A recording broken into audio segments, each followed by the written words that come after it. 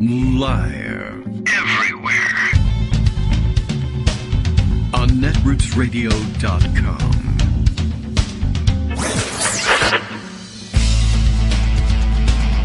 David Waldman. Kagro. In the morning. Now, here's David Waldman.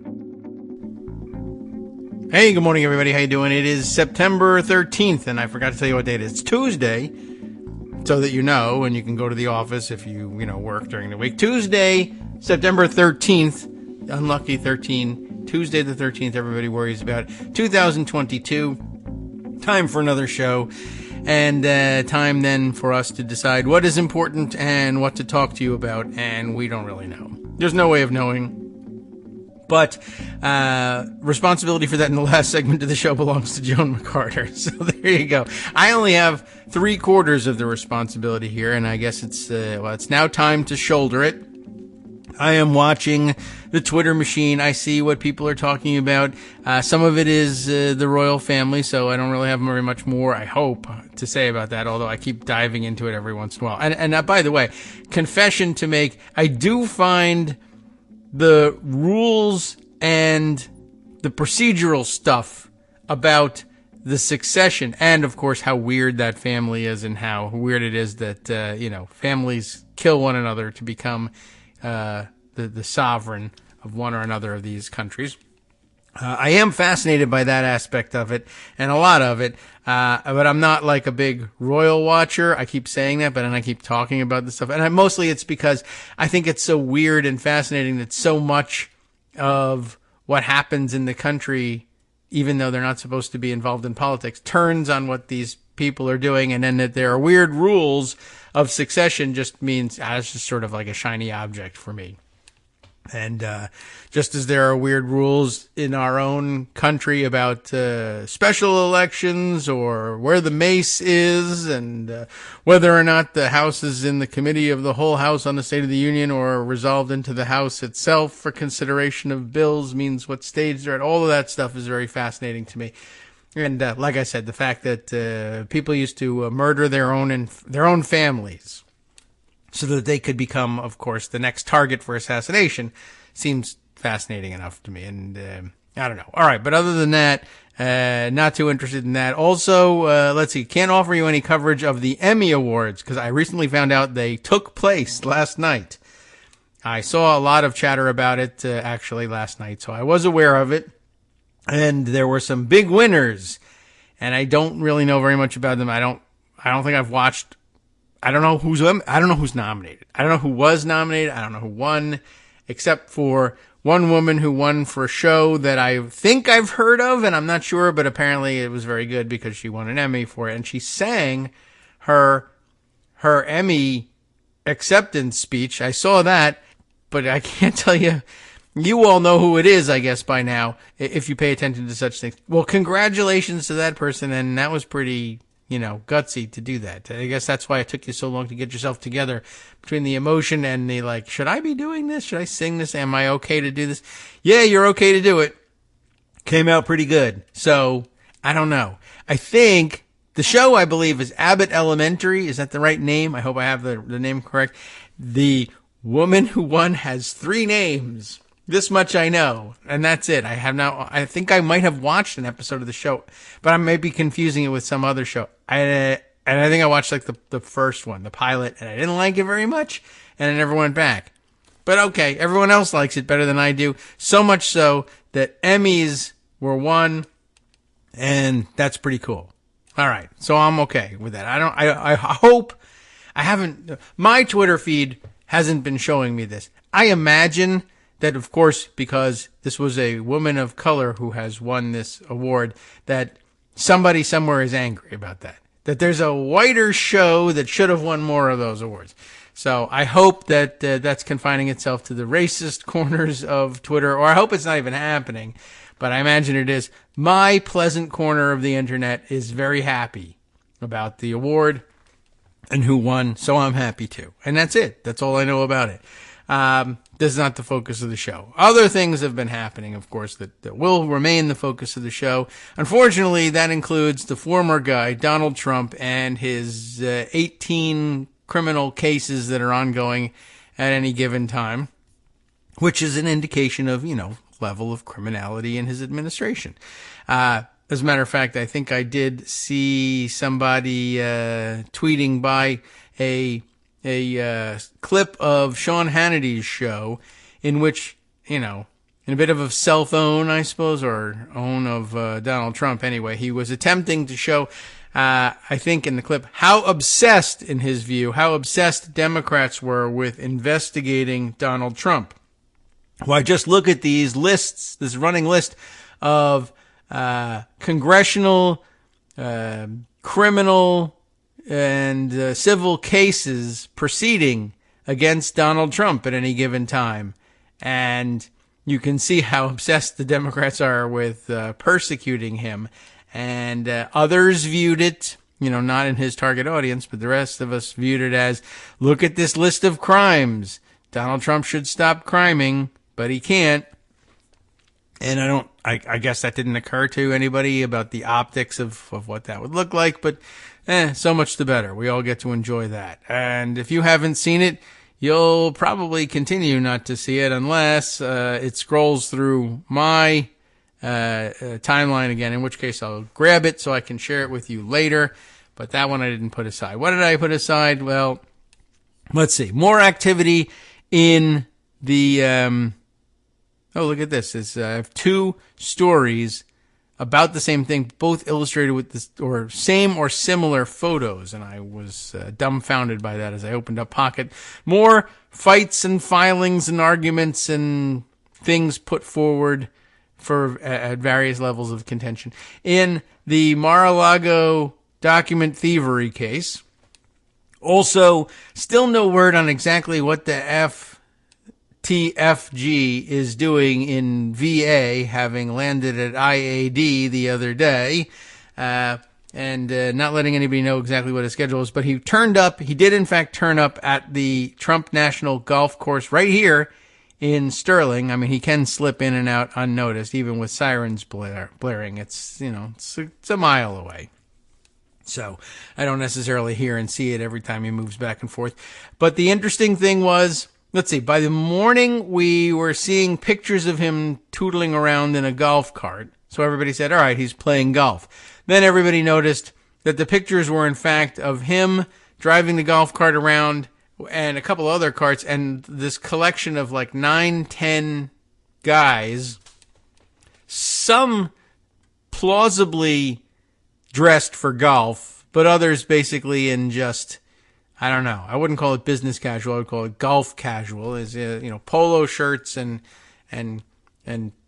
slacks of some kind, and you could be golfing, but it's a little, I don't know. Anyway, it wasn't immediately obvious as golfing attire. But one of the things that was really interesting about it was that they were tooling around in a group of, I think it might have been 9 or even more, which is unusual for golf. You usually will stick to groups of 4 or less, and although 2 foursomes sometimes go out, one after the other, this was a large group. They weren't all ready for golf. They weren't all wearing golf shoes, and one of the weird things about them driving around a golf course with golf carts and all that was that no golf clubs among them. So, interesting. And so they were holding some sort of discussions, this large group of 9 or 10 of them, including Donald Trump, and it looked like Eric Trump was with him. And not everybody was able to recognize, or hardly any people were able to recognize who else was with them. You have to be a real Trump watcher to know, but it looked like, people mentioned the names that Mark Meadows might have been among them. Perhaps some of his lawyers in the case down in Florida were there. So they were having some sorts of discussions like out on the tee boxes, but out in the middle of the golf course. And it really looked for all the world like they were having a meeting where they thought there might be no recording devices planted. in other words, no witnesses outside of the small group. And, of course, one or two of them had their shirts untucked. Those are the suspects for wearing a wire, by the way, just in case you want to tell Donald Trump and see if any of those bodies turn up in the Potomac, in the river of blood at his golf course. Anyway, that was kind of interesting. It was just sort of surprising that they would do it and do it so theatrically. But, of course, Donald Trump, I guess, thinks he's in a mobster movie. But, no work. I mean, I don't know why they didn't even pretend to play golf if they were going to get dressed in casual golf-ish attire. And they knew they could be observed because they were outside. And you know what? The irony is, now that I think about it, it was Trump that ordered them to cut down all the trees along the Potomac River line alongside the golf course. It opens up the vistas and everything, but it, creates a lot of erosion problems on the shoreline. But he cut all those things down, I think in violation of various regulatory strictures. But what does he care about those things? And now that means people who, get out in the river on a raft can watch him. And this is where all the pictures of him golfing at the Virginia course come from, because they don't let the reporters and the photographers onto the course to take pictures close up. So they float around on kayaks and rafts and rowboats, I guess. I think it's probably all kayaks and canoes. I don't know. Anyway, they do that and they're able to observe them on several of the holes, and they would be much more shielded from public view if they had left those trees there. So a little bit of irony for you in that. Anyway, no real answers about what the hell they were doing, but what's going on down in Florida in the courtrooms has been kind of interesting, and elsewhere around the country. So the first two entries in the in reverse chronological order here are from the Washington Post and Politico, and I think they're both about the same thing, and they are both illustrated with close-up shots, like from a low angle, and with the blurred focus at the top and bottom of the frame, and so that it's sharp in the center, and it is pictures of the detailed inventory that the government released of what was seized from Pervalago. And it's just interesting, just as an art direction choice, I guess, that they would both go with that photo. And such a similar composition at that. So what does the Washington Post have to say about this? Well, let me give you the headlines of the two papers here. Trump's lawyers suggest seized documents may not be classified. Over at Politico, the headline is Trump fights back against DOJ in dispute over classified records. That should give away the content, the main focus of the story. In the legal wranglings at this point, Trump's lawyers now trying to do we declassified those, or Trump declassified those documents, so you can't prosecute me kind of thing. And I've screwed that up again. As Trump declassified them, so you can't prosecute him, but you also can't prosecute me for lying to the court, which may happen before all this is over. You may recall from the very first minute of discussion of this case, and then every minute since then, that whether or not their documents are classified doesn't matter for the case being brought under the Espionage Act.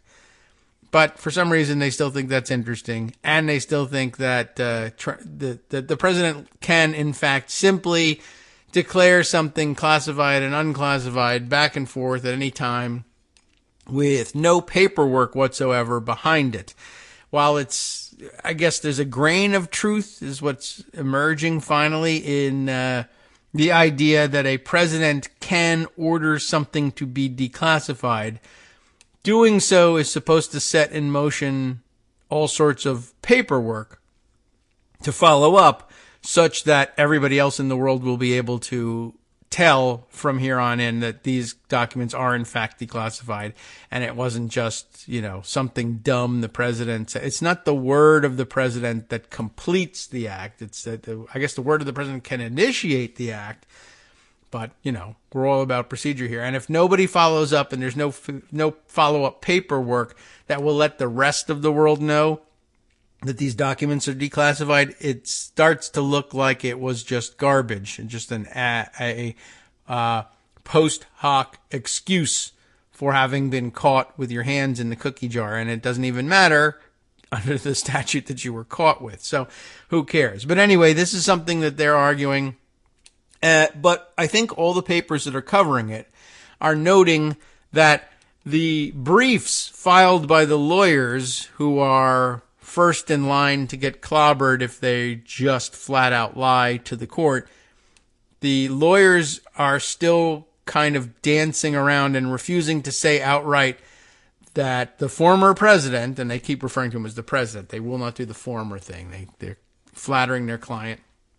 That the former president, they just won't say that he definitively declassified them. And that may be because there are questions about what qualifies as being declassified, or it may be because they know that this is not actually a good claim, or it's not helpful, and also might not even be true that Trump even attempted to declassify these things.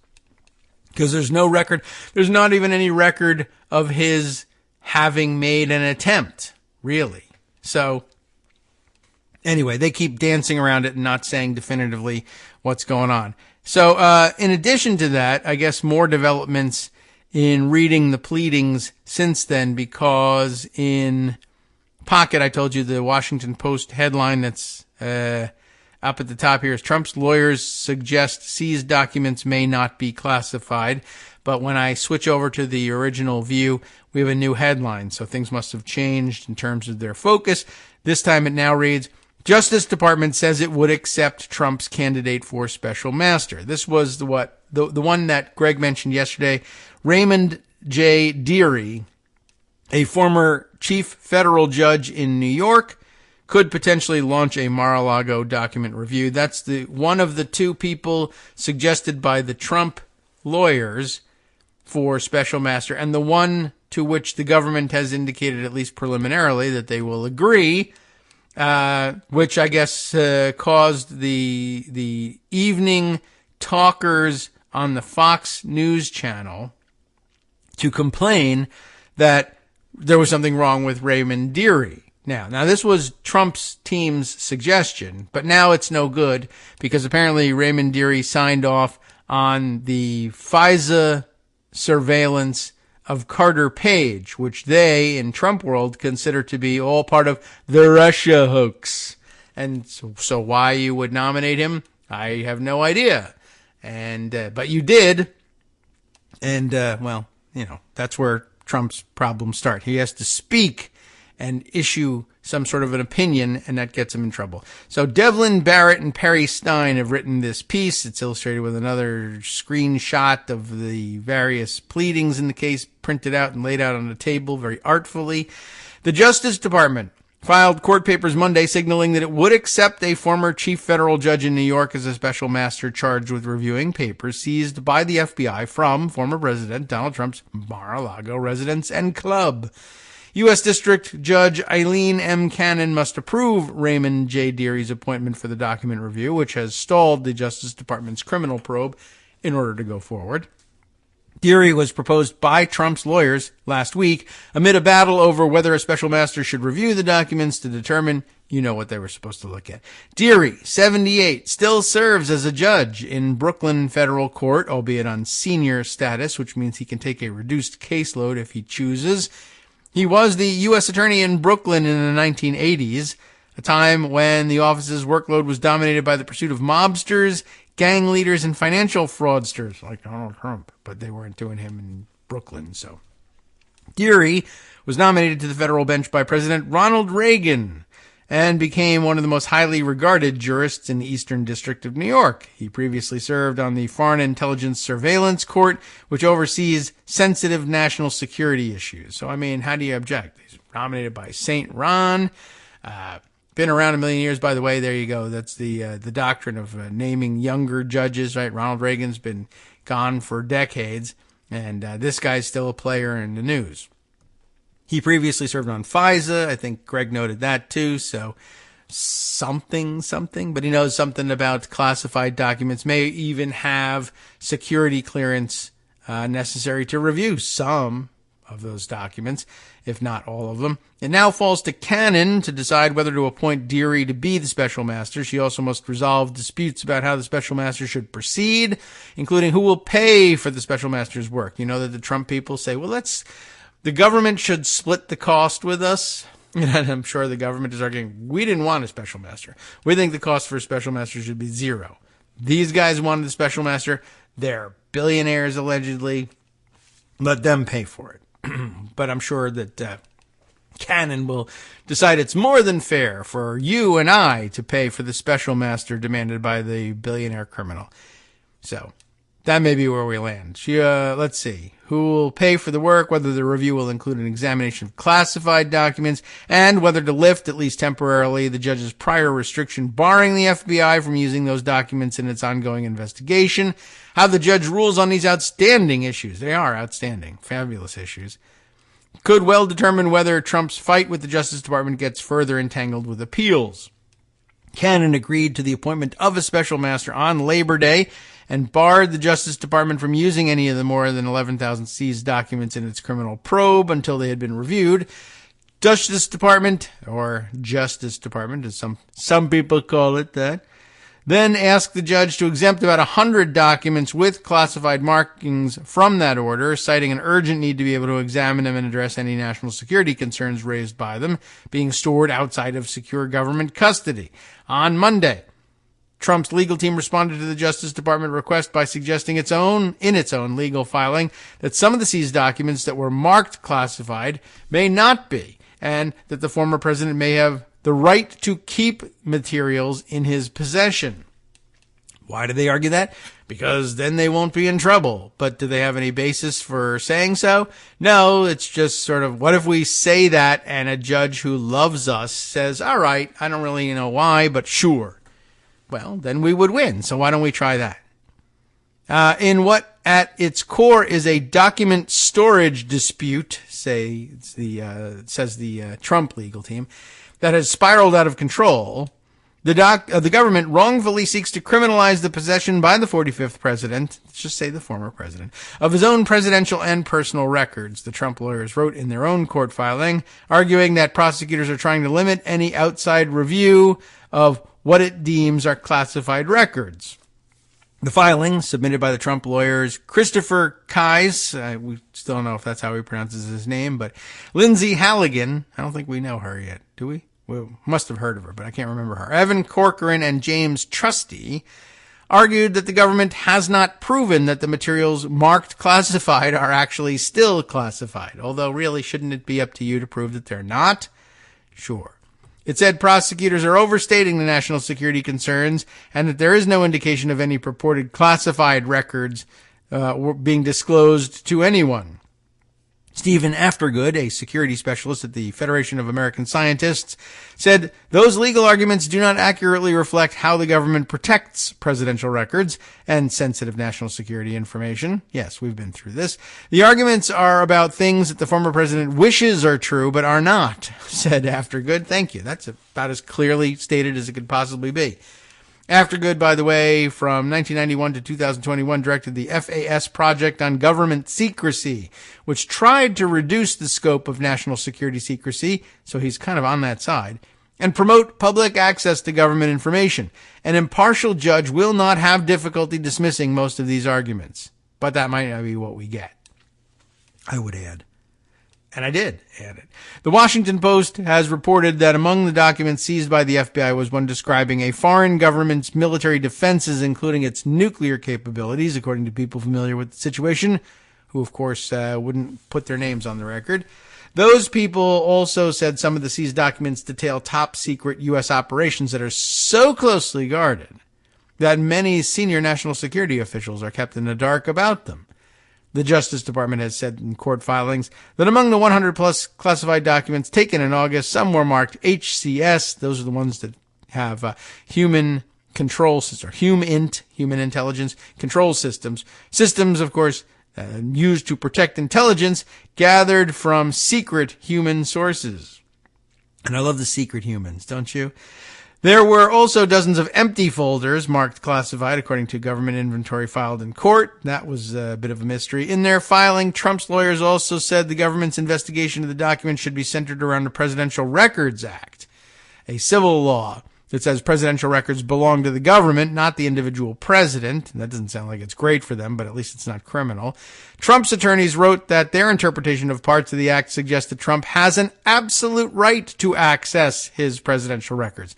And here again, the chronic problem, the ongoing problem from decades before he ever assumed the presidency.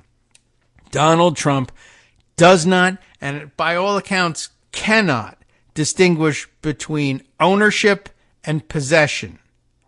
And he thinks if it's in his hands or can be put in his hands, that he owns it, which is not the same thing. And this is the tenor of the entire filing, as I understand it from all the commentary on it. So they argue that he has an absolute right to access his presidential records. Well, so do you. You could go to the presidential library and access presidential records. You have an absolute right to do so. What you don't have the right to do is stuff them in your underwear and walk out with them. You don't own them. You're not supposed to come into possession of them, but you have the right to access them. And, there's a million different contexts in which we could be discussing that. Just access and what it really means. It actually brings me back to discussion of the Affordable Care Act, right? We're going to have universal health care. No, we're going to have access to universal health care. It's a different thing. You don't have the right to health care, yet you have, though, the right to access it by paying someone to be your insurer and help you pay your bills. That probably is as good as anything to help illustrate the difference. But he has always had this problem, and he always overestimates what access means for him. He thinks, yeah, I could take it home. And I guess somebody who's just practiced at buying and owning things might have that problem chronically. Anyway, they did not address, the Trump team, criminal statutes, including the Espionage Act, that the government alleges may have been violated by keeping or hiding classified documents at Mar-a-Lago. Can you access them? Yes. Can you hide them? No. Sup fam, it's your boy Darwin, aka Darwin_Darko, aka the most reasonable man in America, aka KITM's senior black correspondent. You might remember me from such recordings as Spacemen vs. Space Cadets and We Need to Talk About Joe Biden. Today, I want to bring you good news about that thing you've been struggling with. Do you suffer from giving too much of a damn? Do you turn on the series of tubes and find yourself outraged at the particular way some news organization strung some sentences together only to realize, nope, this is not some fictional hellscape? Well, guess what? You no longer have to accept the life of giving too much of a damn. You can do something about it, because even you, yes you, can be a show contributor. Now I know what you're thinking. Hey, Mr. Most Reasonable Man in America, I'm not some professional podcast talking guy. Don't worry about it. Do you have a smartphone or some other electronic recording device? Well, that's all you need. You too can have a segment where you can read us an important article and give us your take. Read one of your own original essays, or even just give us your commentary on something you'd like to share that's important to you. Fair warning though, side effects may include general punditry, having opinions and hot takes, getting stuff off your chest, and hearing your own voice. If your recording lasts longer than 5 to 7 minutes, please consult kagrox@gmail.com. That's KAGROX@gmail.com.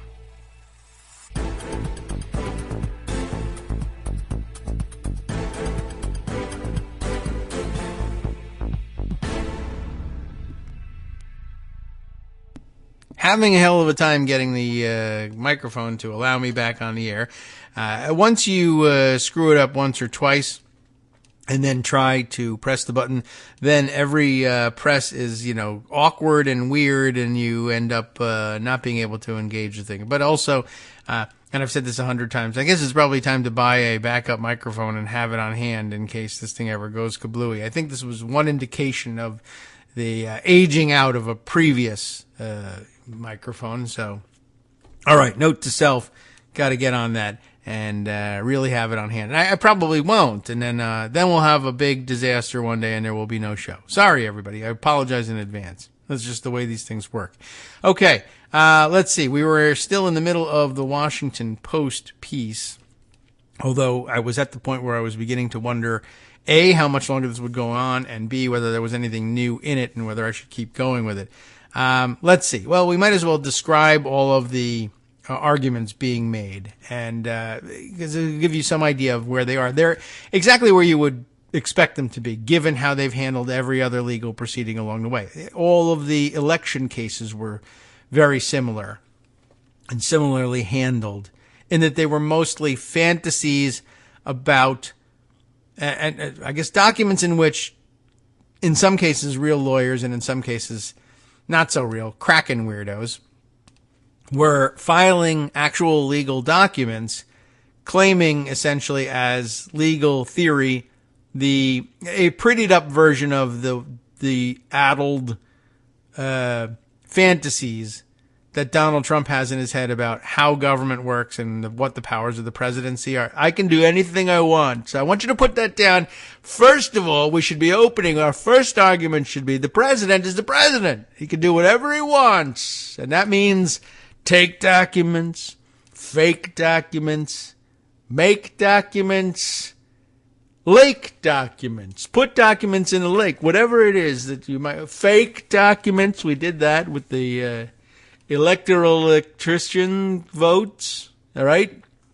We rammed the ramparts. We did whatever was necessary. I think that's all the words that I'm aware of that end in ache, except for, of course, ache itself, which is, some people say spelled differently. And, yes, you could suggest words like slake, but that's not really a word. And, at any rate, you get the idea. He just thinks when it comes to documents, he's like, as the president, which you're not, I can do whatever I want, which you can't. Because he doesn't understand processes, he doesn't understand balancing of equities, and of course he doesn't understand the difference between possession and access or ownership or any of the varying degrees with which you could describe the state of the relationship between you and the document. Anyway, as a former president, the article goes on to say, Trump has no say in what information is classified and what is declassified, after Good said, nor do former presidents have a say in what materials are considered their personal property rather than government property. That feels bad, I'm sure, to him. And it's not a position in which he usually found himself in his prior life, and everything that he, wanted was his, and he could just buy it if it wasn't. And now he's faced with, no, there are some things that are just not for sale, and he doesn't know how to deal with it. A new administration, in theory, could reclassify information that a previous president declassified. I'm sure that would be a complicated process, and there would be some basis for claiming in court if you got yourself in trouble, say, for the distribution of a document that wasn't inherently necessarily dangerous to national security, let's say, but was classified for some reason, and it had already been declassified and published somewhere, then you might be able to get away with not being in trouble for publishing it yourself. But anyway, yes, they could reclassify information, in case you were wondering. Because, if you declassify something totally inappropriately, and then let's say it does get out into the open, but not everybody in the world has seen it, or you want to be able to go after people who are still distributing it. Yeah, if it was an inappropriate declassification, you can reclassify things even though they've leaked once. After Good said also that if the exposure of a document threatens national security, there are other laws that protect these materials from being possessed by civilians, even if they are declassified. For example, of course, that section of the Espionage Act that says it is illegal to remove documents or records related to national security from their proper place, if doing so could risk the security of the country. If doing so could risk the security? All right, that law does not reference classified or unclassified documents. We've certainly said that before. Trump's lawyers suggest in their filing that recent coverage of the document's case shows the government is being selective and unfair when it raises concerns about national security, citing the Post's reporting that materials involving a foreign country's nuclear capabilities were among the documents seized. The government is apparently not concerned with unauthorized leaks regarding the contents of the purported classified records, the filing reads, but then again, they haven't said what the capabilities are or which country has them, have they? Now, well, at any rate, Trump's lawyers opposed the Justice Department's 2 special master candidates, but who cares? But they were, by the way, retired Judge Barbara S. Jones, who acted as special master in an investigation of Trump's former lawyer, Rudy Giuliani, right? That's what the interesting thing. And remember that the rules are that both sides have to, I think, consent to the appointment.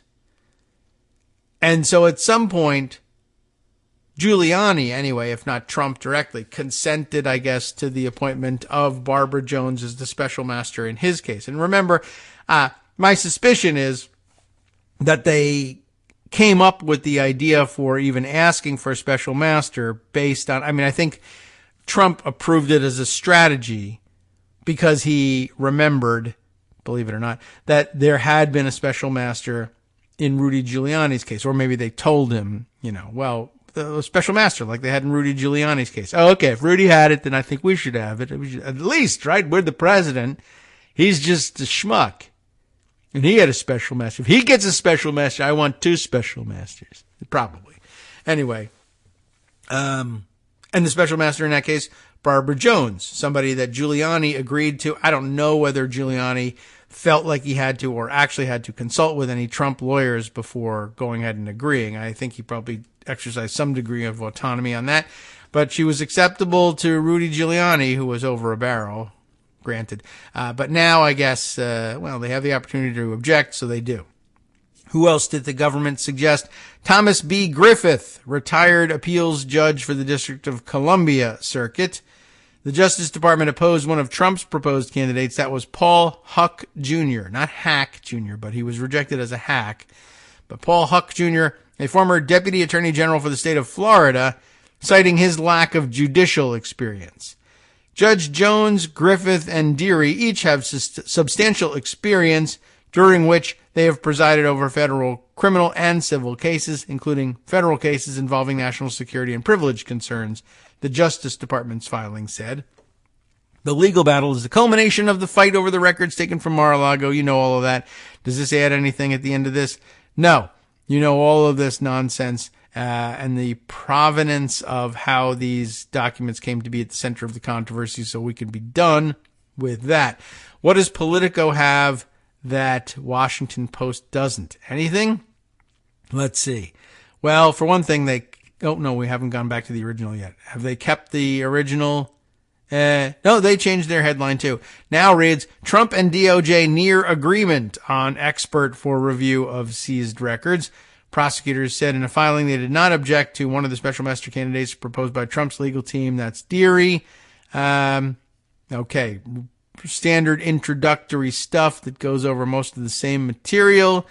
While the identity of the master could soon be resolved, it's not like the Masked Singer or anything. What they mean is they'll select one, the identity of the master.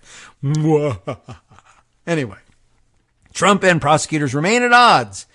Imagine that. Over numerous other aspects of the review, most significantly whether it should cover about 100 documents marked as classified that FBI agents recovered during the raid. Sure, why not? I'm fascinated that nobody's pushed back, at least in public, about who has the burden of proving whether or not the documents are classified. And I understand why each one wants to shift the burden to the other side. But to me, the documents they say they're classified. So on their face, like literally on their face, they say classified. And you're like, well, I think the government has to prove that it's classified. I mean, all right. Exhibit A for the government, if you will, Your Honor, is this document, which, I mean, I don't know how you want to handle this in court, but I mean, like Trump is on the stand. Mr. Trump, would you take a look at this document, please? And now he's doing the Mona Lisa veto, look away thing. Can you tell us what this document is? You know what it is. You know what it's of. All right. Can you read for me the highlighted section of the document. I don't know. It's very long. I don't have my glasses. It's one word, sir. Can you just read this one giant word that's stamped in red ink at the top of the document, but we've highlighted for you? It says classified. All right. All right. So, that's it, right? Well, how do you prove the documents are classified? Well, it's more than that, of course. Any document can say classified. I can write classified at the top of the document. Doesn't mean it's classified. But, to start with, if you're presenting to a jury, ladies and gentlemen of the jury, I submit to you that the word classified on this document can be taken to indicate that the document is classified. Now, you could have a serious and real legal argument. Well, maybe you just wrote that, but it's stamped on there. It looks official, doesn't it? But anybody maybe can make a rubber stamp. I don't know. And besides which, the real argument is, well, it was once classified, but then it's since been declassified, but nobody ever caught up to this document with the now declassified stamp, if there even is such a thing. But, even if they go through the rigmarole, then it's really, though, it's a matter of proving that the documents have been declassified, because, and it doesn't even matter for the Espionage Act. So, there's that argument to be had.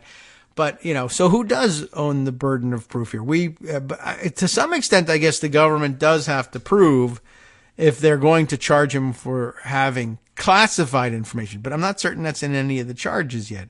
Then, okay, that's an element of the crime, but it should be fairly simple to do. If the documents were ever classified, there's a paper trail. If they were ever declassified, there should be a paper trail. But if Trump declined to create and maintain the paper trail, then the demand for proof is going to come back to bite him in the very ample ass.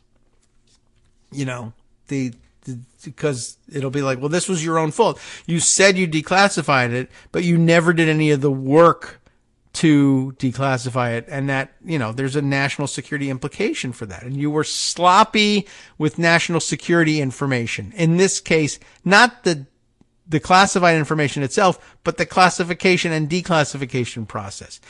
And then, by the way, the jury might be instructed that they can infer from the sloppiness with which you handled the declassification paperwork that you were also very sloppy, just as you've been charged as being, with the actual content of the documents, not to mention the physical custody of the documents themselves. So it's not a great area to spend a great amount of time on. Anyway, in a filing on Monday morning, Trump's lawyers urged Cannon to keep in place a ruling that blocked the Justice Department from continuing its criminal investigation. The submission, a response to prosecutors' warnings that the Trump appointee's unorthodox directive preventing the FBI from accessing the files seized in their August 8th search was harming national security, but they urged her to stay the course. And again, they go into, they give you the spin on it. This is a document storage case more than anything else. Trump directly praised Cannon last week, calling her initial ruling courageous and lashing out at the Justice Department for moving to appeal her order. The department has asked Cannon to temporarily set aside the portion of order that blocked the FBI access to about 100 records. You know all about that. By the way, I think we called that very early on, and maybe sooner than most of the other analysts who were talking about it. The decision. They were talking about all the other crazy things, and why not start at the top? But I was thinking, I don't know if this is really a practicable thing. How do you separate the criminal investigation from the damage assessment from the intelligence side? Because the main responsibility for counterintelligence investigation inside the country is the FBI. And while it's possible to wall people off even within the FBI, I don't know if it's possible to wall off, at least not this thing. So it seems pretty, anyway, now it's come back and it turns out to be the heart of the government's argument after all. So I guess we were right about that. That's nice to know. Anything else that Politico may have jarred loose from this? Let's scan through. No, it's still, an issue of Trump misunderstanding the nature of his possession of the property here. Trump's response danced around the question, there it is, we were looking for this, of whether Trump declassified any of the records before leaving office, as he's publicly claimed, and instead notes that the Justice Department has not proven their classification status. The government hasn't proven these records remain classified, but if they prove that they have become classified, then there's no reason that the government shouldn't be responsible for proving that they're still classified. If they can prove that they were once classified, the burden for proving that they are declassified should be on you. Anyway, the filing also notes that Trump designated some of the records as his, quote, personal property, a broad designation power accorded to sitting presidents meant to segregate records that have no value to the government. But while you have broad discretion, that's the main test. Well, does it have no value to the government and the continuance of government operations? That's not going to be the case inherently with classified information generated by or non-classified information generated by the government. If they made it, it's theirs. But again, Trump's lawyers don't assert that he actually took the step of declassifying anything, and their filing includes no evidence or affidavit from Trump suggesting that he did. So I don't know what to tell you about the burden of proof. Trump's attorneys lean heavily on a 2012 ruling, this is interesting, by U.S. District Court Judge Amy Berman Jackson, once derided by Trump for her handling of the criminal trial of Roger Stone. Jackson, an appointee of President Barack Obama, dismissed a lawsuit trying to force the National Archives to claim ownership of audio recordings retained by former President Bill Clinton of interviews he did with journalist Taylor Branch. Okay. Jackson ruled that presidents have broad discretion to designate records such as the audio tapes as personal, with little, if any, recourse for the government or the public over those decisions, even though the 1978 law, the Presidential Records Act, requires such personal records to be those without ongoing decision-making value for the executive branch. While Jackson's ruling isn't binding precedent, she concluded that Clinton had effectively designated the tapes as personal by not turning them over to the archives when his second term ended in 2001. The Justice Department argues that Trump's situation is distinguishable from Clinton's in part because some of the documents in question were marked as highly classified material, inherently indicating that they are of immense value to the current government. Among the more aggressive arguments in Trump's brief is a suggestion that he could deem records personal under the Presidential Records Act even if they were classified. Classified or declassified, the documents remain either presidential records or personal records under the PRA, Trump's legal team wrote. Yeah. In one passage, Trump's lawyers even argue that he had the right to designate records as personal after he left office. The former president has the sole discretion to classify a record as personal or presidential, they write, citing a portion of Jackson's decision that actually says that the designation must be made while the president is in office. So, duh. Trump has argued that because the records were created during his tenure, he has an absolute right to access them, including by maintaining them at his private residence.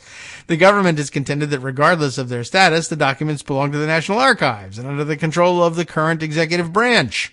Prosecutors issued a grand jury subpoena in May. Of course, you know all about that for all the records marked classified. They tried to retrieve them during the June 3rd meeting when they visited the storage area. You know all the background. I can probably skip all of that. Anything else that comes up in the sifting through the Politico article here? Given the circumstances involve the possession by a former president of his own presidential records at a location which has long been utilized to conduct the business of the United States, Mar-a-Lago, long. Anyway, the pursuit of all other available civil mechanisms would respectfully have been a better exercise of prudential judgment, wrote Trump's lawyer, Kais, right, Christopher? Is it? Anyway, Notably, Trump's lawyers appear to be contemplating a potential jury trial for Trump, referencing the prospect in 2 footnotes. The Justice Department would presumably be prepared to share all such records publicly in any future jury trial, they write, adding that neither leaks nor the prospect of a public jury trial appear to raise any concerns regarding irreparable harm. That's true, but that's only because the government will be choosing carefully, looking for Goldilocks documents that can prove that he did in fact have documents that were either classified or bore on the national security and defense in some way, but which demonstrating to the jury won't necessarily compromise national security.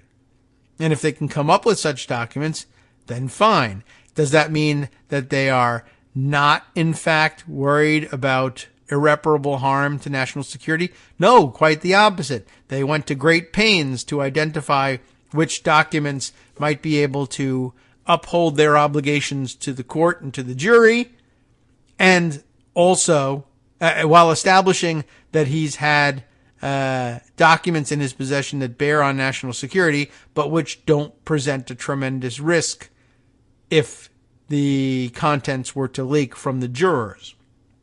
And the fact that you had to work so hard to identify those articles shows the exact opposite. So, I mean, I think that's easily countered in court, and I hope they do a good job with it. Trump's team also notified Cannon on Monday afternoon that they object to the Justice Department's 2 options to oversee an independent review of the material seized from his estate, a key part of the judge's order. Trump's attorneys said they have specific reasons, this is interesting, for urging Cannon to reject the 2 individuals the department proposed, Barbara Jones and Thomas Griffith. They vetoed them, but this is kind of an interesting part. They asked that they not have to be required to elaborate on their grounds in a public filing, and said Trump's team was prepared to share the specifics with the judge privately. We don't like that guy. And that's it. Why not? Because, and should you maybe develop the record a little bit? Tell me why. What's because mean? No. All right, we'll accept it. So, anyway, the Justice Department said in its Monday filings that Jones, Griffith, or Deary would be well suited for the job. Let's see. They didn't object to anybody in particular. Let's see. In addition to Deary, Trump proposed, Paul Huck Jr., little more information. A Florida-based attorney who advised Charlie Crist, the state's former governor, at the same time as Kais. So he's got a bit of a relationship with him, maybe. The Justice Department indicated that it considered Huck ill-suited for the role because he lacks service as a judge. But P.S., he also worked with one of your attorneys. But anyway, I guess they won't have to go into much more about that. All right, that's a lot about the case, I know. There was more in terms of legal wranglings, and this came out at the time that we were seeing the pictures of the people gathering on the Trump golf course without any golf clubs. And the New York Times and The Hill have both covered this. Justice Department has issued an additional 40 subpoenas in the past week or so, expanding its January 6th inquiry. The New York Times is the more likely to have the interesting detail, although I guess we could get through the Hill piece quicker. But let's take a look real quick. This being, of course, Glenn Thrush, Maggie Haberman, who was busy hawking her book yesterday, Adam Goldman, and Alan Feuer, who reported this. Justice Department issues 40 subpoenas in a week, expanding on its January 6th inquiry. It also seized the phones of 2 top Trump advisors, a sign of an escalating investigation 2 months before the midterm elections. Horrors! But I don't think the phones that were seized belong to anybody who's running for anything. So, Justice Department officials have seized the phones of 2 top advisors to former President Donald J. Trump and blanketed his aides with about 40 subpoenas in a substantial escalation of the investigation into his efforts to subvert the 2020 election. And of course it was people who were familiar with the inquiry who said it. Who else would you ask? But there it is. The seizure of the phones, coupled with a widening effort to obtain information from those around Trump after the election in 2020, represent some of the most aggressive steps the department has taken thus far in its criminal investigation into the actions that led to the assault on the Capitol January 6th. The extent of the investigation has come into focus in recent days, even though it has often been overshadowed by the government's legal clash with Trump over a separate inquiry into the handling of presidential records that we just talked about. Federal agents with court-authorized search warrants took phones last week from at least two people. Boris Epshteyn, he's not running for anything, an in-house counsel who helps coordinate Mr. Trump's legal efforts, and Mike Roman, as far as we know, not running for anything either, a campaign strategist who was the director of Election Day operations for the Trump campaign in 2020, people familiar with the investigation said. So they'll be screaming, 60 days before an election. Well, they're not running for anything, and they're probably not even helping anyone who's running for anything, run their race. So Epshteyn and Roman, who is Roman? We'll figure this out, have been linked to a critical element of Trump's bid to hold on to power, that being the effort to name slates of electors pledged to Trump from swing states won by Biden in 2020 as part of a plan to block or delay congressional certification of Biden's Electoral College victory. Epshteyn and Roman did not respond to requests for comment. The names of those receiving the latest round of subpoenas in the investigation related to January 6th have dribbled out gradually, with investigators casting a wide net on a range of issues, including Trump's post-election fundraising and the so-called fake electors scheme. So-called because they were, of course, fake electors. One of the recipients, people familiar with the case said, was Dan Scavino, Trump's former social media director, who rose from working at a Trump-owned golf course to becoming one of his most loyal West Wing aides. So fine, that's a great trajectory. And has remained an advisor since Trump left office. Stanley Woodward, one of Scavino's lawyers, declined to comment. Another, Bernie Kerik, former New York City police commissioner. Kerik, who promoted claims of voter fraud alongside his friend Rudy Giuliani, was issued a subpoena by prosecutors with the U.S. Attorney's Office in Washington. His lawyer, Timothy Parlatore, said on Monday. Parlatore said his client had initially offered to grant an interview voluntarily, but I guess it didn't work out. The subpoenas seek information in connection with the fake electors plan. For months, associates of Trump have received subpoenas relating to other aspects of the investigations into his efforts to cling to power. But in a new line of inquiry, some of the latest subpoenas focus on the activities of the Save America Political Action Committee, the main political fundraising conduit for Trump since he left office. The fact that the Justice Department is now seeking information related to fundraising comes as the House committee examining the January 6th attack has raised questions about money Trump solicited under the premise of fighting election fraud. The new subpoenas encompass a wide variety of those in Mr. Trump's orbit, from low-level aides to his most senior advisors. The Justice Department has spent more than a year focused on investigating hundreds of rioters who were on the grounds of January 6th, but this spring it started issuing grand jury subpoenas to people like Ali Alexander, the organizers of the effort there.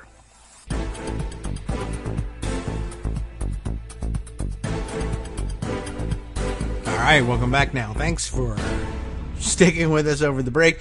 All right, so let's see. Jumping back to the Times piece here, I'm just trying to sort out what might be worth pointing out at this point, and then jumping out of the article. But I think, they just cite the escalation in the number and scope of these subpoenas and point out that at least 20 of these subpoenas were sent out and sought information about and communications with several lawyers who took part in the fake elector scheme, including Giuliani and John Eastman. Around the same time, federal investigators seized Eastman's cell phone and the phone of another lawyer, Jeffrey Clark. Not just another lawyer, but one of the people who was pressing to become acting attorney general in the closing days of what they called the Trump administration. You know the one. So let's see. I guess... adding Epstein's phone and who was the other one? Oh, right. Michael Roman's phone to the collection is meaningful. And other commentators like Marcy Wheeler and others have pointed out what's interesting about seizing all the phones is you can use some of what's on those phones to figure out what might have been deleted from phones that you have seized previously, because there was a conversation between the two of them, and not everyone may have deleted the conversation, or there may be some traces of these notes back and forth. It should be very interesting to cross-reference these things. So speaking of Roman and who he is, I grabbed this Politico article that was floating around the same time. Is it current or is it old? It's a little older. It's from July 15th, but of this year. Kyle Cheney and Nicholas Wu writing for Politico. Trump campaign operative who delivered January 6th false elector lists is identified. You may recall that I think where we had to drop the story a while back was that there had been that someone had been responsible for trying to get to, who was it? Mike Kelly's chief of staff. Mike Kelly, a congressman from Pennsylvania, whose chief of staff was apparently handed something with the request, hey, I need you to give this to Mike Pence's chief of staff. What is it? Oh, it's the fake electors from Wisconsin and Michigan. And then he called Pence's chief of staff, and Pence's chief of staff said to Kelly's chief of staff, do not give that to the vice president. No, thank you. Keep away. And then everybody said, well, who gave the fake elector slates to Mike Kelly's chief of staff in the first place? And I guess there wasn't an immediate answer. But back in July, we apparently learned the answer. We just didn't realize it. Or at least we didn't read the story. A little-known Donald Trump campaign operative delivered lists of false electors to Capitol Hill in a bid to get them to Vice President Mike Pence on January 6, 2021, according to two people familiar with the episode. Mike Roman, then Trump's 2020 Director of Election Day Operations, delivered those false elector certificates signed by pro-Trump activists in Michigan and Wisconsin to Mike Kelly's chief of staff at the time. Both people told Politico. Kelly was Trump's ally, a Trump ally, in the effort to overturn the 2020 election, and then, or rather, his then top aide received the documents from Roman before deputizing a colleague to disseminate copies on Capitol Hill, according to both people. Roman's role in the effort to deliver those slates of electors directly to Pence has not previously been reported. At least it wasn't previous to July 15th. But now we can say it's been previously reported because it has. We're reading it. The one-time Trump White House researcher and former aide to the conservative Koch network, who was subpoenaed in February by the January 6th Select Committee, did not respond to multiple requests for comment. The origin of the false elector lists, which never got to Pence before he presided over certification of Joe Biden's victory on January 6th, has become an enduring subplot of the Select Panel's investigation of the Capitol attack designed to disrupt that day. And I guess as long as we have already broached the subject of patting ourselves on the back for early on, being one of the early ones to identify the problems inherent in stopping the criminal investigation of the Mar-a-Lago documents, but still allowing the Intelligence Community damage assessment to go forward. We can also pat ourselves on the back for correctly identifying a key problem that would require investigation of the Trump plan, Trump-Eastman plan, I guess you could call it, to engineer a fake election using fake electors, which was, you may recall from the early discussion, even before he attempted to pull this off, since they were wargaming the possibility of simply handing over fake slates of electors. I think we might have discussed it beforehand, but certainly in the early days after January 6th. What was your plan for getting these electors, these slates of electors, into the hands of either the vice president or the tellers who actually count the votes, or both? Because it's not entirely clear. You can't just fake up a document, put it in an envelope, stamp it, mail it to the vice president, care of the United States Senate, and then have the clerks in the mailroom open it up and say, it's wrong and they're fake, but we should just give it to them. And they're not going to put it in the pile and just hand it over to the vice president on the floor of the House and say, read them both. and see what happens. It's not likely to go like that. It could, but it's not likely to go like that. So what's your plan for getting these slates of electors into the hands of the vice president? And it turns out they couldn't come up with one. They came up with a plan. They couldn't execute a plan that would work. And it's really not that hard. I mean, the vice president has to, be in on it. And then maybe even some of the tellers have to be in on it. And then everybody on the floor has to be paralyzed by confusion, which, was a good bet, but isn't always the case. There's always somebody that can figure out how to make an objection. But it was obvious to me from the beginning, like, I don't know how you're going to get, again, it was the paperwork issue and the mechanics of the paperwork and the pageantry that goes along with it. How are you going to get those papers into the hands of the people who need to get them unless you've got them signed on with this plot? And even then it's difficult. I do recall pondering, like, what is Pence going to carry them on the floor himself? And when the clerk hands them the actual documents, he's going to say, no thanks, I brought my own? Like, how is this going to work? And I don't know. I was going to say, everybody thought I was crazy, but I don't know. No, maybe everybody did think it, but they weren't expressing it to me. So I don't know. But I felt like everybody thought I was crazy because there weren't people saying, prominent national expert David Waldman says. And that's because we're a very small podcast. But and even had the podcast been more widely distributed, they probably would have said, crazy a-hole. We don't need that guy.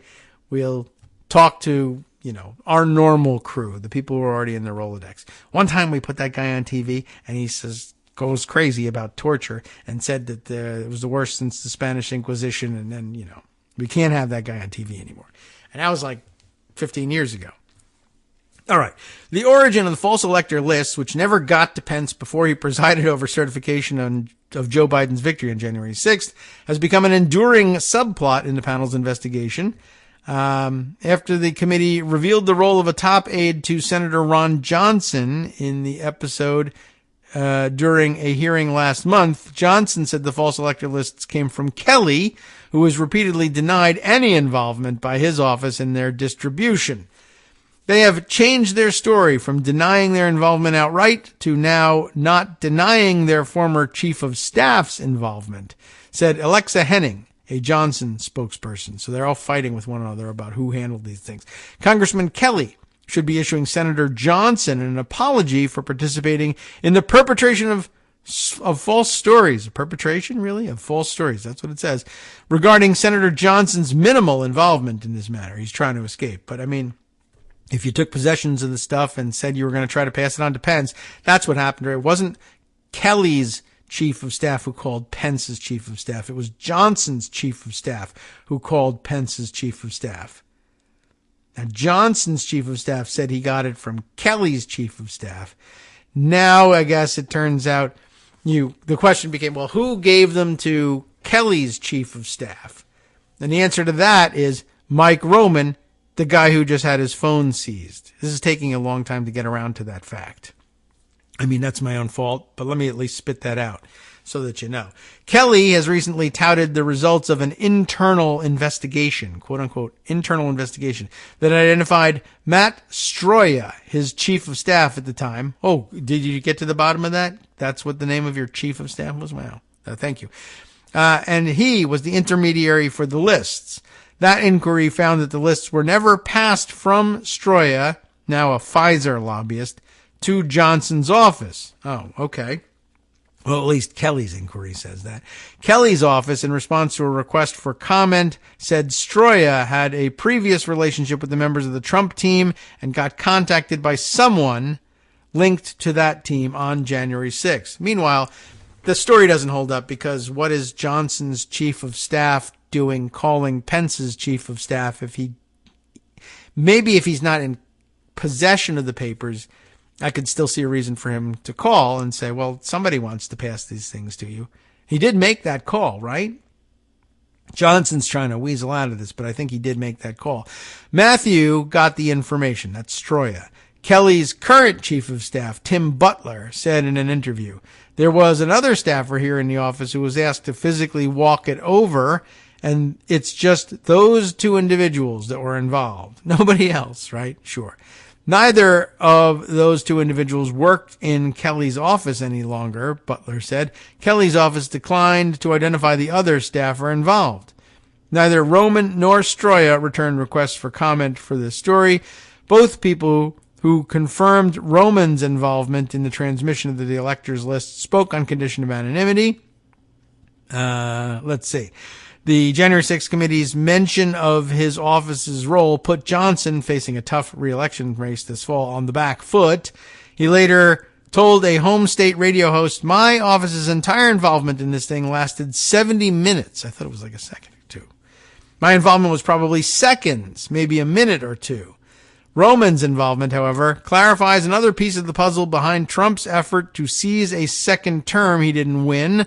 Trump, relying on a band of fringe attorneys, spent much of December 2020 leaning on Republican state legislatures in a handful of states to ignore the results and deliver pro-Trump electors to Congress. Meanwhile, 1 million people were dying from COVID. Under Trump's plan, Pence, required by the Constitution to preside over the counting of federal electoral votes on January 6th, would cite the alternate and illegitimate electors to block Biden's victory or delay the count altogether. Ultimately, no state legislature agreed to Trump's plan. He had 50 to choose from, but nobody would do it. But the former president's campaign still assembled activists to sign false documents claiming to be genuine presidential electors and delivered them to Congress. Sort of. The plan fell apart when Pence refused to go along, contending that doing so would violate multiple provisions of federal law and insisting that he had no power to do anything other than introduce certified electoral votes. Pence, who had huddled with advisors and the Senate parliamentarian to flesh out his position, had decided well before January 6th that he would not attempt to overturn Biden's victory, but that didn't stop Trump's campaign from attempting to place some of the false slates directly into Pence's hands on January 6th. The Justice Department is in talks with the Select Committee about evidence specifically related to the false electors effort. January 6th panel chair, everything shifted. But January 6th panel chair I know is Benny Thompson. Said this week. This would have been back in July, though. DOJ has in recent weeks subpoenaed a slew of Trump allies, and again, this is from July, who acted as false electors, including several state GOP chairs. You know, GOP, GOP. It has also subpoenaed state-level operatives working on the Trump campaign, and now another 40 subpoenas went out just this week. In addition, FBI agents recently seized the phone of attorney John Eastman, the top strategist who planned this whole thing. Eastman is fighting in a New Mexico federal court to get his phone back, but was dealt a setback in July when the judge denied his motion for a restraining order.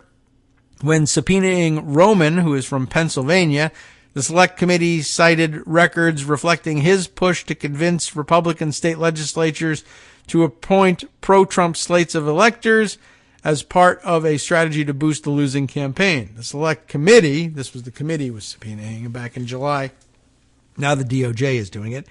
The Select Committee is in possession of communications reflecting your involvement in a coordinated strategy to contact Republican members of state legislatures in certain states that former President Trump had lost and urge them to, quote, reclaim their authority by sending an alternate slate of electors that would support the former President Trump, Thomas wrote in a letter accompanying the subpoena. So terrific. Now the DOJ has seized his phone, and now you know exactly who he is and where he fits in this big puzzle.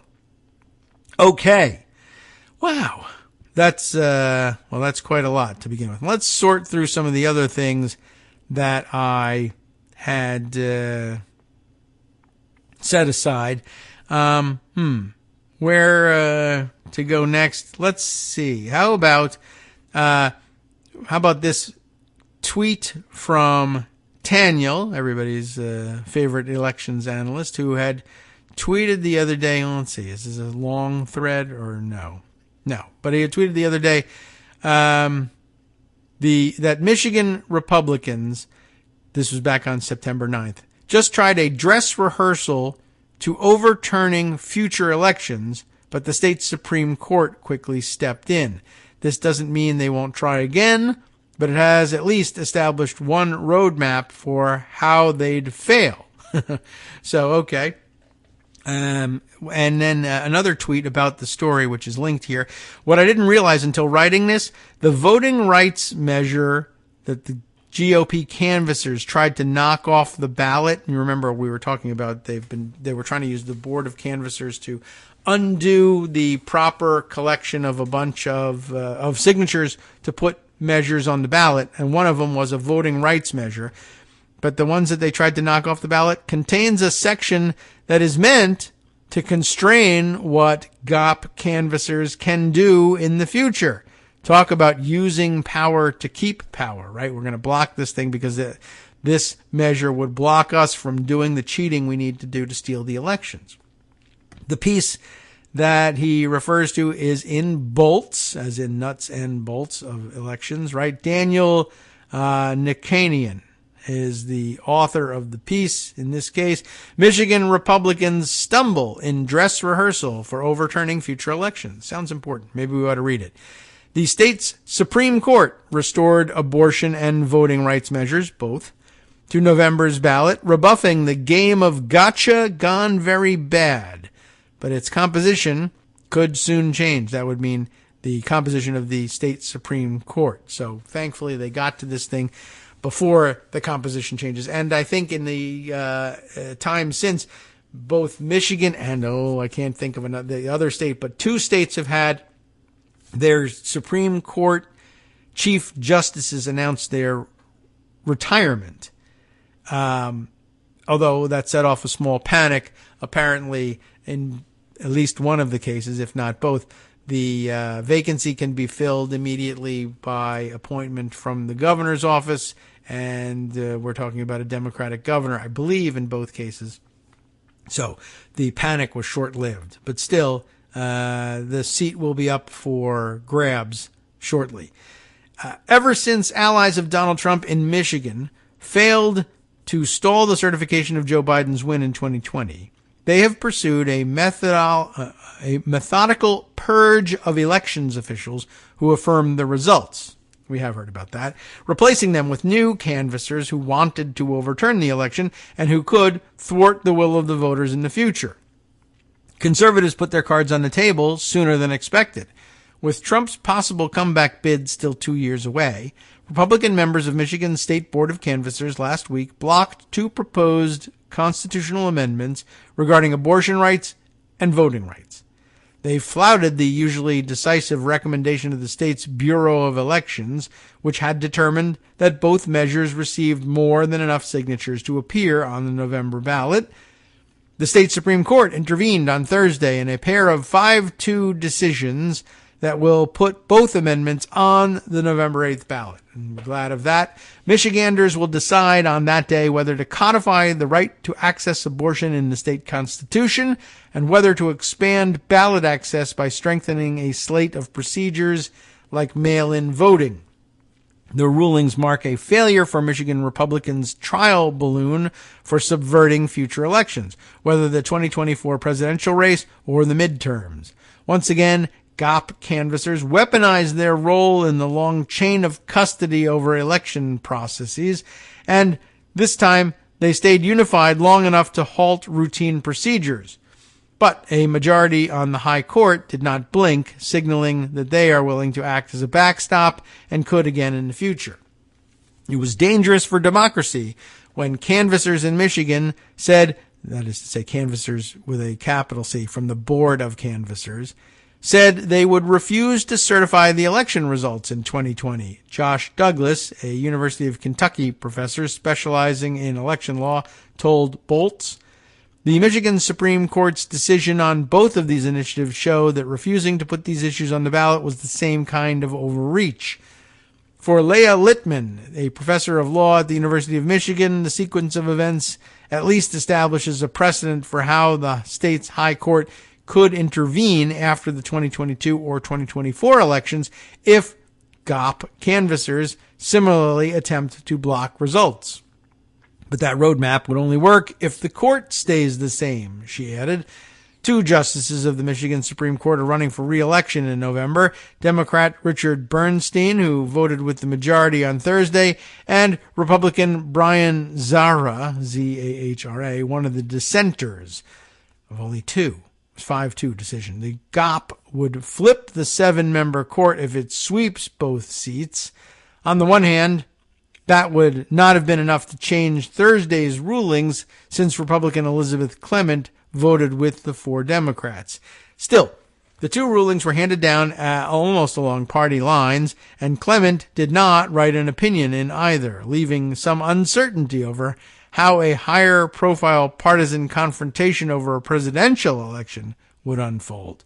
Since Thursday's rulings, Justice Bridget McCormick, a Democrat who was part of the majority in both rulings and whose term was meant to last through 2029, announced that she will leave the court by the end of this year. Democratic Governor Gretchen Whitmer will appoint her replacement, so not the Chief Justice, I guess, but an Associate Justice of the court. Do they call them that? The next 2 years, Gretchen Whitmer will appoint her replacement, who will need to face voters in November of 2024. The next 2 years could also bring an unforeseen vacancy on the court, which would be filled by whomever wins November's governor's race between Whitmer and Republican Tutor Dixon, as I like to call her, who is endorsed by Trump, of course, and has falsely said the 2020 election was stolen. The justices traded unusually acrimonious barbs in their rulings on Thursday, testifying to a polarized court. Earlier this summer, when the Michigan Supreme Court issued a landmark series of rulings that expanded protections for youth against extreme sentences, most were issued on a 4-3 party line vote. Much as he did on Thursday, Zara was the most caustic of the dissenters. The latest dispute about the Board of Canvassers centered on whether they have the authority in elections beyond simply aggregating and affirming the analyses and results counted by others. The GOP canvassers claimed that their rejection of the abortion rights referendum, which would effectively overturn a pre-Roe abortion ban that is currently enjoined by the courts, was based on a typographical error on the ballot petitions that reduced spacing between some words. That was their claim. Oh, wow. Proponents of the amendment, who had collected a record number of signatures to put it on the ballot, rebuffed that argument on the merits. But they also responded that it's not up to the state canvassers to adjudicate such questions, and that the board exists as a ministerial body. The exchange echoes the aftermath of the 2020 election, when Trump allies pressured Michigan's county and state canvassers to investigate the results transmitted to them by lower boards rather than fulfill their usual role of effectively just adding up the tallies. Attacked by Trump's allies, one Republican member of the Wayne County Board of Canvassers who certified the results said at the time, the only thing that the Board of Canvassers has the authority to do is compare the statement of voters, the number of ballots that were received versus the number of ballots that were tallied, and to make any mathematical corrections. Mary Manoogian, or Mari, M-A-R-I, I don't know. She might say Mary, might say Mari. Might be the same in her head, I don't know. A Democratic state representative who represents Michigan's Oakland County in the legislature testified in front of the State Board of Canvassers in November of 2020, telling them they were overstepping their role and acting as though they could ignore election results. To me, this is a very similar situation, she told Bolts this week about the initiatives. The State Board of Canvassers really had a ministerial duty to certify both petitions, and they didn't follow through with their duties, she said. I'm deeply concerned with their unwillingness to do their jobs and their propensity toward caving to partisanship regarding the certification of elections and regarding the certification of valid proposals. It's a dangerous, slippery slope. Chief Justice Bridget McCormick. Okay, so finally they do admit that she is the Chief Justice after all. Writing for the majority on Thursday, why didn't they say that earlier? I don't know. Echoed this assessment of the two Republican state canvassers.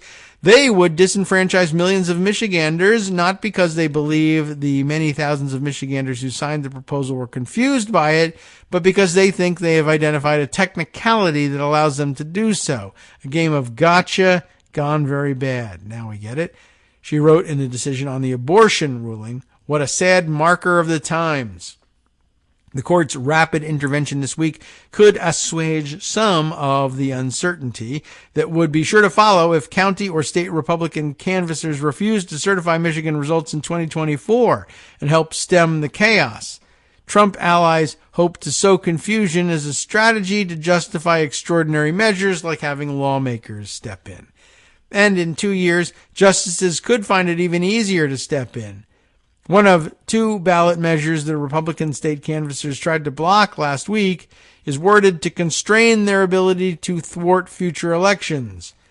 The Voting Rights Amendment contains a section that would enshrine in the state constitution that it is the ministerial, clerical, non-discretionary duty of county and state canvassers to certify election results by doing no more than aggregating the statement of votes shared by lower counting boards. That's essentially a state-level Electoral Count Reform Act, restating that the role of the vice president in the electoral vote counting is simply to open the votes and hand them over for counting to the canvassers, or to the tellers, as they call them in the congressional setting. And here, again, your job is just make sure the arithmetic is right and nothing else.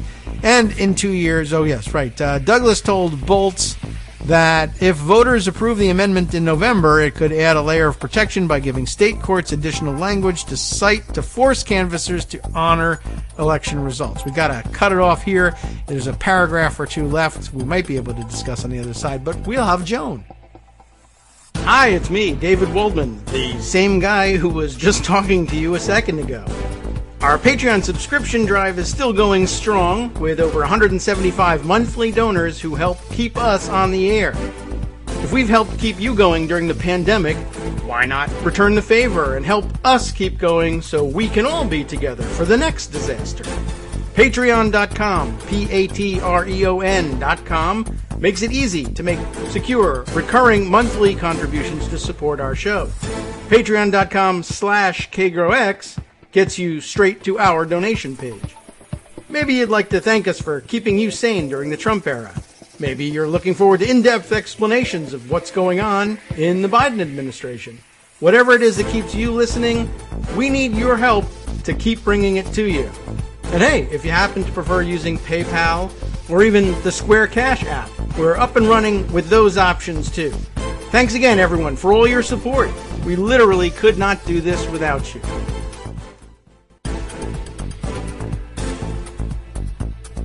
Well, welcome back, everybody, to the Kagro in the Morning Show here on Netroots Radio.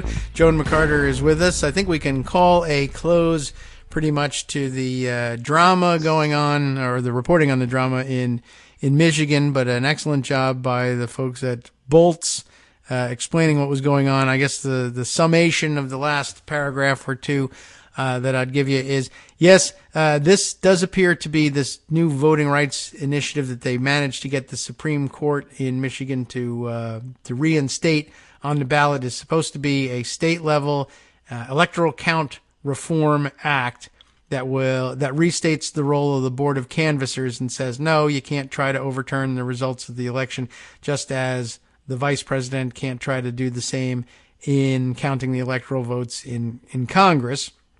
But they do note that doubling down, as they say, on legal standards would not dissuade people who are willing to go rogue, especially if they have already signaled that they are eager to do so. So the law can say all it wants about it, but in Michigan, the Republicans are bound and determined to put people in these positions who will say, I don't care what the law says. I'm simply not going to certify these results. You can't make me move my hand over this paper with a pen in it and put my signature on it, which is where you would have to have court step in and say, in the absence of this person being willing to do the job, we'll just declare it to have been done, and that's the end of it. So, they may use various mechanisms to do it, but I guess good to see people taking that up, at least on the state level, because it's going to pose a problem, and I guess more states should try to do this. In the meantime, we now turn to other things that we're supposed to have to force our Congress to do, like, funding the country. It is September, and that means it's time to ask Joan McCarter whether there's going to be a government shutdown or not. Probably not, because, Republicans aren't going to really want to do it this time around. Okay. But there is some sort of obnoxious maneuvering by leadership to put House progressives in the position of, maybe not being responsible for a government shutdown. And of course it involves Joe Manchin. Oh. Well, okay. Well, but not as the progressive, but as the target, I guess. Yes. Okay. So back when they were negotiating the Inflation Reduction Act, big deal, big climate stuff, right. Schumer made a deal, Majority Leader Chuck Schumer in the Senate made a deal with Joe Manchin. And apparently, according to Manchin anyway, Pelosi signed off on this deal. Mm-hmm. That he would support the IRA if they promised him by September 30th a vote to streamline the permitting process for energy projects. Oh, yes, right, okay. And that included making sure that a controversial and so far held up by the courts pipeline in West Virginia move forward. Mm. All right. And, it's a pretty crummy deal. Leans very heavily on the fossil fuel side of things, although it could conceivably also help clean energy projects get ramped up and running faster. So that's where there's some negotiating room in here for House progressives. Okay. Plenty of them said to Pelosi last week in a letter, don't do this. Keep it out of the government funding bill. Have a separate vote. All right. Of course, in making this deal, Manchin knew exactly what he was doing when he had the deadline of September 30th, because the big thing moving through Congress that it could be attached to, of course, is the continuing resolution, which keeps the government open. Right. So, this is where we're at right now. Manchin might have a problem, however, with Republicans. He might not be able to get 60 votes for this anyway because of the Republican side of things. They're mad at him for helping pass this larger IRA, which they did with the budget resolution, a reconciliation bill that allowed just 50 votes, 51 with Vice President Harris. Okay. So I love the machinations of the Senate. Yeah, are they more mad at Manchin for succeeding in getting this through by using reconciliation, or are they more interested in freeing up permitting for, I'm sure in their minds, oil and natural gas drilling? And jamming House progressives. Yeah. So right now it looks like maybe they're falling on the side of being madder at Joe Manchin. All right. Because they have their own permitting bill that they just introduced. In fact, they actually got legislation out there before Manchin did. Right now it's still in proposal stage for Manchin. They're working on the language. So Republicans put out their own plan.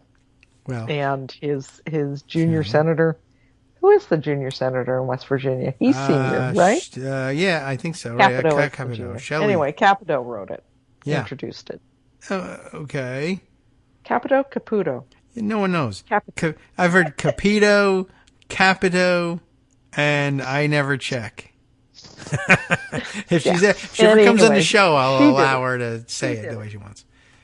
Okay. Well, all right. And that makes sense because, there was, as you said, there's a contentious pipeline that he has in mind in West Virginia. Right. So, okay. So, she would love to get there first. Yeah. And she would also just love to mess with Manchin because he deserves it. Everybody wants to, including I guess. Democrats, Republicans, everybody. Well, we are unified in that. That's good. So this is where we're at. All right. And it's pretty crappy on leadership side, frankly, to say, yeah, we'll put our House progressives, who we know are going to hate this, in this position again of having to be responsible for potentially shutting down the government or swallowing this crap sandwich from Joe Manchin again. That seems to happen a lot. And certainly, initially, I think some of the thinking was, well, I understand there's a deal to give this to Manchin, but the initial thinking, but then I guess it hasn't worked out this way. It was like some of the House progressives were probably thinking, hey, how about if we get what we want out of it, the IRA, and then we don't give Manchin what he wants now that we already have his vote and we don't need him anymore. That would be my thinking. I'm sure that must have occurred to him. But then to find out, of course, that the leadership, no, we have to honor the deal. Weren't you mad when the deal that you thought you had wasn't honored?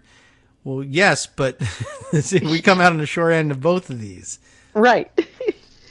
It's just possible that they're thinking ahead of themselves and they have created this room for negotiation. On the Senate side right now, Bernie Sanders is the only one who seems to be really opposed. Okay. And everybody else is sort of taking a wait and see.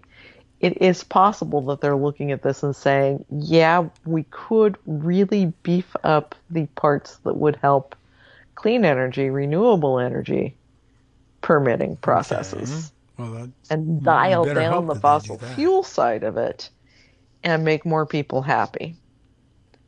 It's also possible that we just say we can't do this by September 30th. So no, it's not going in the budget reconciliation or in the continuing resolution to fund government. Yeah. Right now, I don't know. I don't know if they're thinking this much ahead. What it looks like they're doing right now is figuring out how to jam the progressives.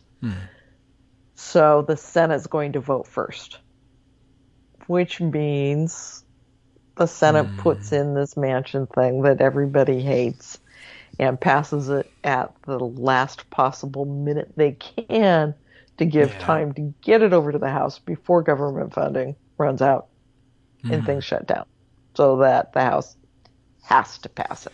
Yes, or certainly ratchets up the pressure on them. Right now, it looks like that's what leadership is threatening to do to the House. All right. We still have 17 days in which they can figure out how to play this out. Yeah. One thing that is very clear is that Manchin is indeed sweating out getting Republican support because he's tried to get the fossil fuel industry executives to lobby Republicans on his behalf. So, according to Bloomberg. All right. I mean, that should be interesting. I mean, I guess one possible outcome then is he proposes this thing and Republicans say no. And, as far as the deal went, you were promised a vote. You got it. You lost it. You were supposed to be the master who could always get 10 Republicans. That was always your claim to fame. Yep. And I guess if you don't have it, then there's nothing I can do to help you. I don't have more Democrats in the Senate. We gave you every single one. I mean, that's a great way to save it if Republicans actually stay mad at him. Yeah, put it on the Republicans. Yeah, I mean, all your Democratic Senate allies, some of whom really didn't like the idea, said, okay, sure, we honor our deal. We had the vote, and we even voted with you. But what can you do? It was your bill. You didn't get any Republican votes for it. So I guess here we root for Shelley Capito to come out ahead. And even the best solution would, of course, be she also doesn't get hers passed. And, but in the name of tripping up Joe Manchin, she holds Republicans' votes back. He gets his vote. I don't know, but you don't know how he would regard. He would regard that as somehow a betrayal by progressive Democrats in the House. They engineered this thing. They prevailed on Republican senators, and Republican senators, they're constantly listening to progressives in the House. Yeah, I don't know how he would react, but I guess, we'll see. We'll see. And I do think it would be difficult to believe that there wouldn't be 10 Republican senators who would say, yeah, I'd like to loosen up permitting on drilling for oil. Absolutely. I'm sure there will be 10. It's just, how angry are they at Manchin? And they are pretty angry. I mean, they thought they had him. And this was part of the problem with the budget reconciliation bill. When McConnell came out and said, absolutely no way, I'm going to hold everything hostage if you do this, that apparently pissed Manchin off and caused him to do the negotiation with. It's the ego problem of these people. Yeah. The egos of all of these people, the remarkable. arrogance, getting in the way of actually getting anything good accomplished. But thankfully, on the last one, it worked in our favor. Yeah.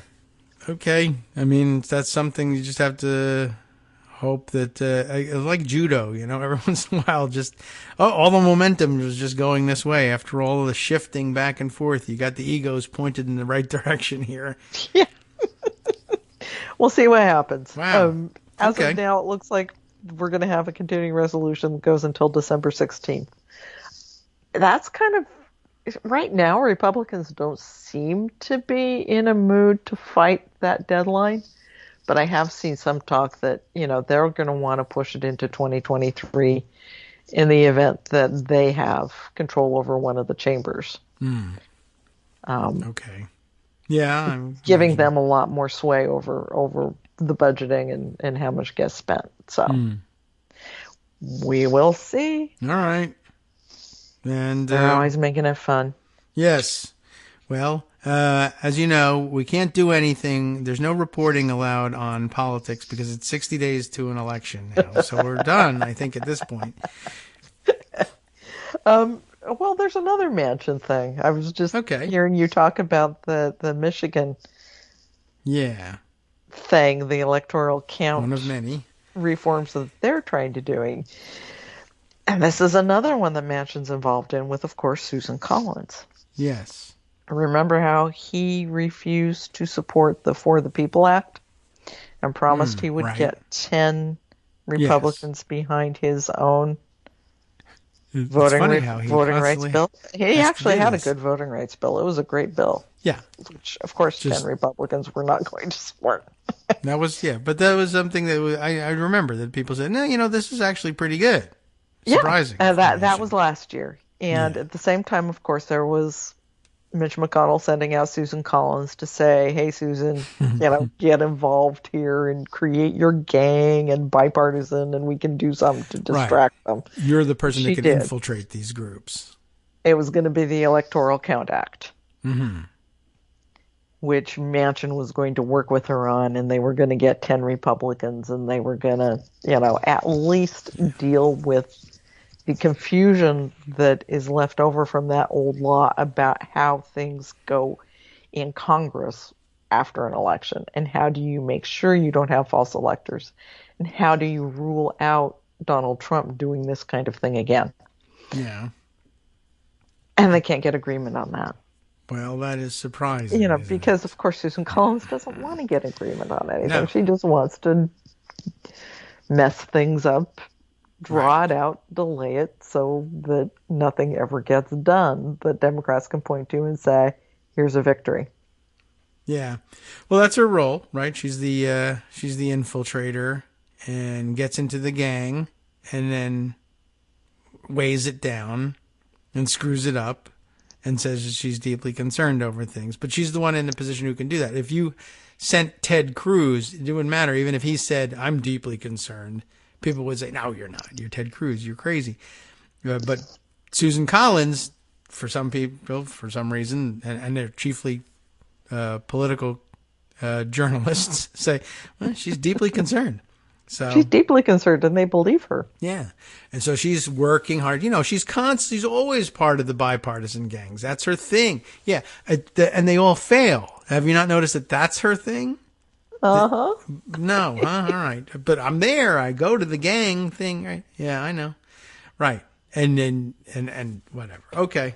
But, I don't know. When was the last time that a gang of X, whatever, that had Susan Collins in it, like successfully produced legislation and everyone was satisfied and it passed? I don't know. I mean, maybe at some point it must have happened in order for her to establish that. Although, who knows? It could fool anybody, I guess. Just by saying, oh, I love bipartisan compromise. That's I can't the main remember way. the last time it happened. Yeah. So anyway, that's her thing. And she's sent to destroy these things and then say, I don't know what happened. I was deeply concerned. And it's glaringly obvious to everybody who is not a Capitol Hill reporter that this is what's happening. or who's not, Joe Manchin. Yeah. All right. Well, good luck, Joe. I hope you get your time. Well, it's at practice. Oh, there's another one she's in on. Oh, well, the marriage equality. And this I do not understand at all. Schumer keeps saying we're going to pass or we're going to hold a vote on marriage equality. Okay. The House passed it. This is a good way to show the American people where Republicans are on your basic civil rights. Mm-hmm. And we're going to have this vote before the election. Except that Schumer decided, no, we're not going to have this vote before the election to make Republicans say one way or another, yes, I support marriage equality.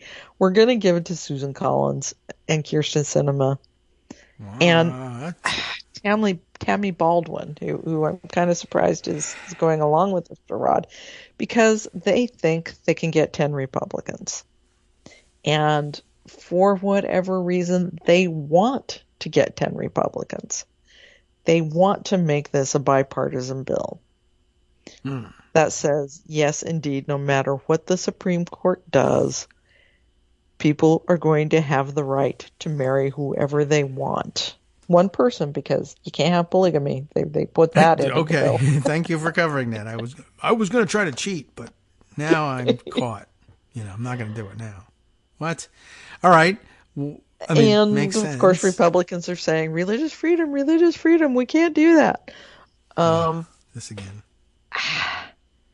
Why Schumer and the Democrats feel passing this and saying, yes, there's the federal right to, which, I mean, I understand passing it, saying, yes, there's a federal right for same-sex marriage is important. Yes. But is it more important right now than saying, yeah, Republicans are threatening it because they don't think you should have this marriage? Mm-hmm. I don't get it. Schumer keeps saying, we're going to have the vote, and he keeps allowing these negotiations to happen. Ron Johnson keeps flip-flopping. Does he support it? Does he not support it? And Susan Collins is in the middle of that, too. Okay. Well, I guess that dooms that to failure. But if they can get it, terrific. Of course, we keep. What are they doing in the meantime? Like, why is it not my mom has this question, and since your mom has questions occasionally, my mom has the question: why? Okay, maybe you want to string these negotiations out, let them do their thing, because while you're doing that, we're going to be confirming 100 judges. No? They are confirming judges. Okay. Not enough of them, but they are confirming judges. They are spending the time. Okay. Yeah. All right. That's good. Yeah, I always have to check occasionally because they don't necessarily put a lot of fanfare behind it. Lower court judges don't get that kind of fanfare.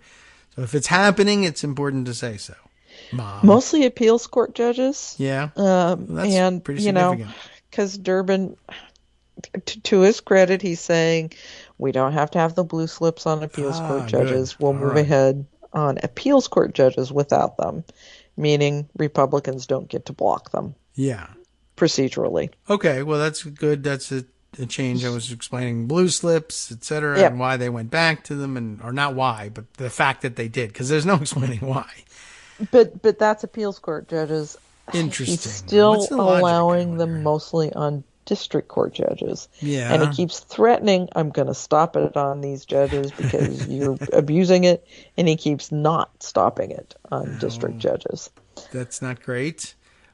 But yeah, I don't know how much time they have anyway, even if they did open up the floodgates. At this point, probably it does make sense to just focus on circuit court, the slightly higher courts, and try to fix that. True. Important stuff. And but do you know, did they offer, is there a logic behind why circuit court judges don't need the blue slips, but district court judges do? Is it just the apparently numbers? This is what Grassley did last time around as chair. I guess that's as logical as anything. Take advantage of it. That's a step in the right direction for Durbin, who was of the Pat Leahy school for a while anyway. No, we're going to do things the right way, even though they cheat every time and do them the wrong way. And, it's not even the wrong way. It's just a different way, and I don't know why you allow them to do this themselves and you tie yourself in knots. So he's gone halfway. So, okay, circuit court judges don't need blue slips. Maybe they don't, they're not as, they preside over circuits that span the states, and maybe it doesn't make any sense necessarily to designate who gets the blue slips for them. Be, the rationale, I would assume. I guess. Whereas district court judges serve entirely within the state, so the senators have more say. But, all right, well, I'm glad to know that they continue moving, at least on some of the judges. I wish, and you have said 100 times that they should be doing, I'm sorry, there's no vacation involved in being a senator. It's a very tough job, and it's very prestigious, and although the pay isn't as good as you might wish, it's still pretty good, and you're going to have to stay and work. I mean, there's judges missing, so I don't understand why you're doing is this important. Yes. Yeah. And it has just impacts for far too decades. many vacancies are going to be left open to the chance that Mitch McConnell has control of the Senate again. Yeah. Which will only exacerbate the judge shortage, because then they won't put any new nominees through, and then we'll have a 2-year backlog on nominations on top of the ones that are missing now. And it's extraordinarily important. We keep explaining to people these guys stay on the bench forever.